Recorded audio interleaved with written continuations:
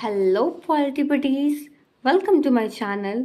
और हम कंटिन्यू कर रहे थे अपने B political science and competitive exam की सीरीज़ को, जिसमें कि हमने Indian national movement and constitutional development का यूनिट 4 तक कर लिया था। और यूनिट 5 में हमने पिछले वीडियो में किया Indian government act of 1935 and in this video we will be covering Cripps mission. Okay, so let's start with the introduction part. But before starting मैं फिर से आप लोगों को बता दूँ, it's my request from you all guys कि please आप लोग अपने पेन एंड पेपर लेके बैठिए, कि आप लोग साथ में नोट्स बनाते जाओगे ना, तो आप लोग को नोट्स भी रेडी हो जाएगी और याद भी हो जाएगा। ओके, सो इन इंट्रोडक्शन में आपको बता दूँ जो क्रिप्स मिशन है, ठीक है। जब वर्ल्ड वॉर 2 स्टार्ट होता है 1939 से 1945 में, क्या होता है कि अंग्रेज चाहते थे कि हम लोग को इंडियंस लोग सपोर्ट करें, कि ये लोग भी वॉर करें साथ में। तो इसके लिए इंडियन का कॉपरेशन की ज़रूरत है। तो इंडियन से कॉपरेशन सिक्योर करने के लिए एक अटेम्प्ट किया गया, और यही अटेम्प्ट का नाम है क्रिप्स मिशन, और जिसको हेडेड किया गया था by sir Stafford Cripps. Okay, इसलिए इसका नाम है क्रिप्स मिशन। Introduction clear. अब हम करते हैं इसकी हिस्टोरिकल बैकग्राउंड को समझते हैं। तो सबसे पहली बात आती है हिस्टोरिकल बैकग्राउंड में। तो पहला बैकग्राउंड सेट करता है हमारा सेकेंड वर्ल्ड वॉर, जो कि चलता है 1939 से लेकर 45 तक। इसमें क्या होता है आपको पता ही है कि ब्रिटेन ने तो पता है इंडिया को भी शामिल कर लिया ये वर्ल्ड वॉर 2 में, और भी बिना हमारे किसी भी इंडियन मेंबर्स को, इंडियन लीडर्स से कंसल्ट किए हुए। और तो और ये अगस्त ऑफर आया 1940 का, जिसमें कि प्रॉमिस किया इन्होंने कि ये आफ्टर वॉर कि ये डोमिनियन स्टेटस देंगे, जो कि ऐसा कुछ था नहीं, कुछ नहीं दिया था इन्होंने। जो इंडियन के एस्पिरेशन से वो ये सेटिस्फाई नहीं कर पाए, ठीक है। अब ये नहीं कर पाएंगे तो ये सब मिशंस तो लाएंगे ही ना। फिर अगला बैकग्राउंड होता है कि pressure on Britain. Pressure on Britain में क्या है कि 1942 तक ब्रिटेन एकदम सीवियर क्राइसिस जो बोलते हैं ना, फेस करा था, क्योंकि जापान का रैपिड एडवांस हो रहा था साउथ ईस्ट एशिया में। इतना हुआ था कि जापान ने ऑलरेडी बर्मा, जो भी प्रेजेंट हमारा म्यांमार है, उसको कैप्चर कर रखा था, और अब खतरा इंडिया में भी था, कहीं वो इंडिया में ना आ जाए। ओके, सो ब्रिटिश चाहते थे कि वो इंडियंस इनके साथ कॉपरेट करें इस वॉर एफर्ट में। ओके, और इसी के लिए वो लाते हैं क्रिप्स मिशन।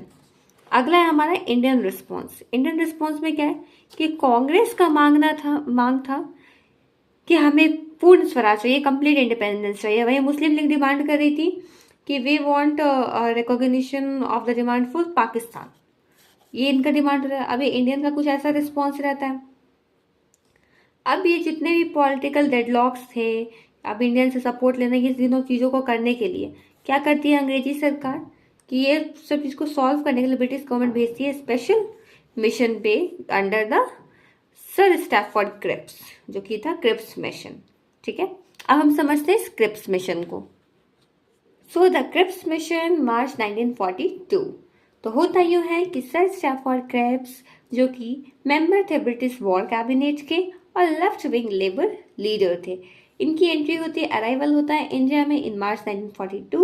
और एम यही रहा इनका कि इंडिया में सपोर्ट सिक्योर करना है अपना, कि क्योंकि सेकेंड वर्ल्ड वॉर करना है इन्हें, और इस सपोर्ट को गेन करने के लिए प्रॉमिस भी करते हैं कि हाँ जी, हाँ आपके बहुत सारे कॉन्स्टिट्यूशनल रिफॉर्म्स आएंगे, आप आइए अंग्रेजी सरकार की तरफ से लड़िए, युद्ध में शामिल हुई। तो ये था अल्टीमेटली क्रिप्स मिशन। और अब हम देखते हैं इसके मेन प्रोविजंस को। सो फ्रेंड्स, मैंने इसके जस्ट शॉर्ट में टॉपिक्स को मैंने लिख लिया है।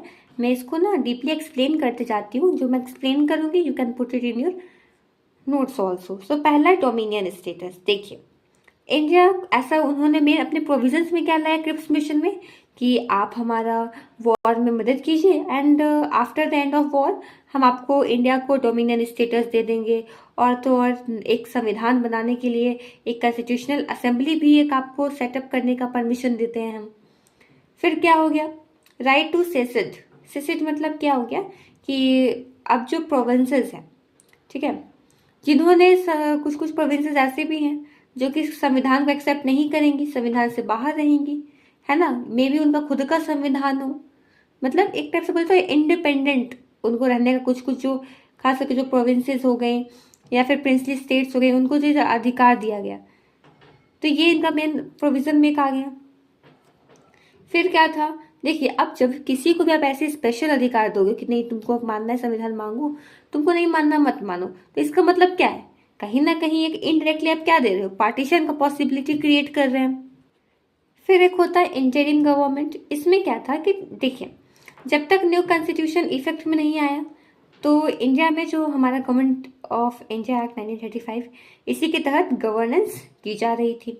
और जो एग्जीक्यूटिव काउंसिल था वो भी इंडियन लीडर्स के साथ सेटअप किया गया। बट मैं आपको बता दूं दोस्तों कि अभी भी डिफेंस जो है वो ब्रिटिश गवर्नर जनरल के हाथों में ही रहेगा, ये पावर्स। ओके, अगला है प्रोटेक्शन ऑफ माइनॉरिटीज, यानी कि उन लोगों को सेफ गार्ड किया जाएगा। ओके, जो भी ट्राइबल एरियाज हैं, माइनॉरिटीज हैं, उनको सेफ गार्ड प्रोवाइड किया जाएगा। अगला British control during war. Yes, British government जो है वो कंप्लीट कंट्रोल रखेगी डिफेंस के मामले में इंडिया पे भी, इंडिया का वॉर के टाइम पे। तो ये थे इसके मेन प्रोविजंस। अब हम देखते हैं अब इसमें इंडियंस का क्या रिएक्शन होता है। तो देखिए फ्रेंड, इंडियन रिएक्शंस में हम सबके समझेंगे, ठीक है। कांग्रेस का रिएक्शन देखेंगे, मुस्लिम लीग का, हिंदू महासभा एंड लिबरल्स का, फिर प्रिंसली स्टेट्स का भी देख लेंगे। तो पहले हम समझते हैं कांग्रेस का क्या रिएक्शन था आखिर। ओके, सबसे पहले कांग्रेस ने तो बोला रिजेक्टेड, इस ऑफर को रिजेक्ट किया। उन्होंने बोला देखो भैया, इससे हमें इमीडिएट इंडिपेंडेंस नहीं मिलेगी, इसलिए हम इस ऑफर को रिजेक्ट करते हैं। स्ट्रांगली अपोज किया। इन्होंने कहा ये क्या है प्रोविजन, हाँ, provinces to opt out of Indian union, कि मतलब कि ये क्या बोले, तो पार्टीशन का तुमने सीट बो दिया है ये चीज करके, ऑप्ट आउट करने का। हमें मानना है संविधान, तुम्हें मानना है मानो, नहीं मानना है नहीं मानो, ये क्या होता है? इवन तो कि महात्मा गांधी ने ये तक बोल दिया कि जो साइमन सॉरी ये जो क्रिप्स मिशन है, it's a post dated cheque on a crashing bank. ये जो बैंक जो खुद डूब रही है वो एक पोस्ट डेटेड चेक दे रही है, ऐसा एक व्यंग्य ये हमारे महात्मा गांधी जी ने भी बोल दिया। तो ये रहा कांग्रेस का रिएक्शन। अब देखते हैं मुस्लिम लीग के रिएक्शन को। सो इनका रिएक्शन ये होता है कि ये भी प्रपोजल को रिजेक्ट कर देते हैं। इनका कहना है कि तुम हमारे, यू आर नॉट रिकॉग्नाइजिंग हमारे डिमांड फॉर पाकिस्तान, तो जाओ हम भी रिजेक्ट करते हैं इस प्रपोजल को। तो मुस्लिम लीग भी इसको रिजेक्ट कर देती है। इसके बाद है हिंदू महासभा एंड लिबरल्स, इन्होंने भी अपोज कर दिया। बोले हाँ ये क्या भैया, हमें तो डर लगने लगा कहीं तुम्हारी ये सब मिशन क्रिप्स मिशन के चक्कर में कहीं हमारा डिसइंटीग्रेशन ना हो जाए इंडिया का। एक तो ऑलरेडी तुमने प्रोविंशियल ये सेसेशन क्लॉज लेकर के आ गए हो, जिसके चलते दिक्कत हो गई है। फिर अगला प्रिंसली स्टेट का देखिए क्या रिएक्शन था। ये थे बेचारे सेटिस्फाइड, हाँ जी सेटिस्फाइड। क्यों? सब यहाँ पे इसको रिजेक्ट कर रहा, अपोज कर रहा, और ये प्रिंसली स्टेट वाले सेटिस्फाई हो गए। देखिए इन्होंने बोल दिया कि ठीक है भैया, आप राजा हैं, महाराजा हैं, आप अपनी ऑटोनोमी को रिटेन कीजिए, कंटिन्यू कीजिए, ठीक है। ये आपकी मर्जी है कि आपको ये इंडियन यूनियन जो है, इनका संविधान, इसको ज्वाइन करना है नहीं करना है। और क्या, राजा खुश, ये सेटिस्फाई हो गए, बाकी लोग सेटिस्फाई नहीं हुए, ठीक है। तो ये था इंडियंस का रिएक्शन। अब देखते हैं हमारे ये जो क्रिप्स मिशन है इसके फेलियर का कारण। सो इस कमीशन का फेलियर का कारण यही रहता है कि देखिए कांग्रेस चाहती थी कंप्लीट इंडिपेंडेंस, बट ये बोलते हैं कि हम आपको डोमिनियन स्टेटस देंगे। मुस्लिम लीग बोल रही है कि हमें पाकिस्तान चाहिए, और ये बोल रहे हैं कि हम तो आपको राइट टू सिटी दे रहे हैं ना। ब्रिटिश जो है वो अपने पावर नहीं छोड़ना चाह रही है, वो पूरा डिफेंस का पूरा कंट्रोल करना चाहती है वॉर के टाइम पे। फिर क्या था कि इनका जितना भी प्रपोजल्स था सबके सब वेग, एम्बिग्यूअस, ठीक है, यही रहा। और तो जो ब्रिटिश इंटरेस्ट कहीं मतलब प्रोटेक्ट कर रहा था ना, हम सिर्फ आप ब्रिटिश का ही फायदा देखोगे तो कहाँ से चलेगा। तो ये सब कारण बन गए फेलियर का इसका। अब हम देखते हैं इसके सिग्निफिकेंस को।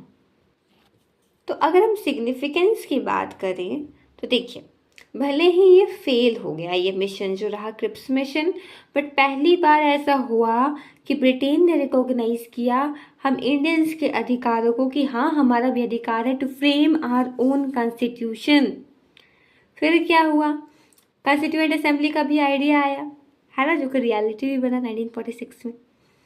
और तो और जो पॉलिटिकल डिफरेंसेस थे कांग्रेस और मुस्लिम लीग में, इसको भी इसने शार्पन कर दिया है ना, खास करके इतना कर दिया कि आगे चल के पार्टीशन का सवाल बन गया। और एक है इसका जो फेलियर है। देखिए कोई भी चीज़ बोलते हैं ना, अंत ही आरंभ है। फेलियर भी सही बात है भैया, तुम फेल हुए, इसलिए तो क्विट इंडिया मूवमेंट आया बाय कांग्रेस अगस्त 1942 में। तो ये रही इसके सिग्निफिकेंस को। और अब हम देखते हैं इसका कंक्लूजन पार्ट। तो देखिए, होता यूँ है, क्रिप्स मिशन ऑफ 1942 ब्रिटिश का एक अटेम्प्ट रहता है ताकि इंडियन लोगों का कॉपरेशन को गेन कर सके, है ना, ताकि ये जो सेकेंड वर्ल्ड वॉर हो रहा था इसमें ये लोगों को सपोर्ट मिल जाए और इसके बदले ये लोग कुछ पॉलिटिकल कंसेशंस दे देंगे इंडियन को। फिर लेकिन क्या बोले, हाउएवर इनका जो भी था ये फेलियर हो गया, अनएक्सेप्टेबल था। क्यों? फालतू के प्रोमिसेस, है ना, तुम कितना ही प्रॉमिस कर लो, अल्टीमेट कंट्रोल तो आप ब्रिटिश के पास ही रख रहे हो, चाहे वो वॉर डिफेंस सबसे रिलेटेड। और तो ये जो राइट टू सेसीड दे दिए ना कि अब इंडियन यूनियन में जिसको ज्वाइन होना है हो, जिसको नहीं होना है मत हो, तो इसके चलते ये जो है अनएक्सेप्टेबल हो गया। लेकिन कुछ अच्छाइयाँ भी होती हैं फ्रेंड्स, जैसे कि लॉन्ग टर्म इम्पोर्टेंस इसका रहा कि ये एक बोलते हैं ना कि हमारे इंडियन कॉन्स्टिट्यूशन के हिस्ट्री में इसका नाम आता है, क्रिप्स मिशन का। और तो और इसी का नतीजा था समवेयर और समहाउ, है ना, कि इसने इंडियंस को ये राइट दिलाया to frame their own constitution, है ना, खुद का कॉन्स्टिट्यूएंट असेंबली बनाना।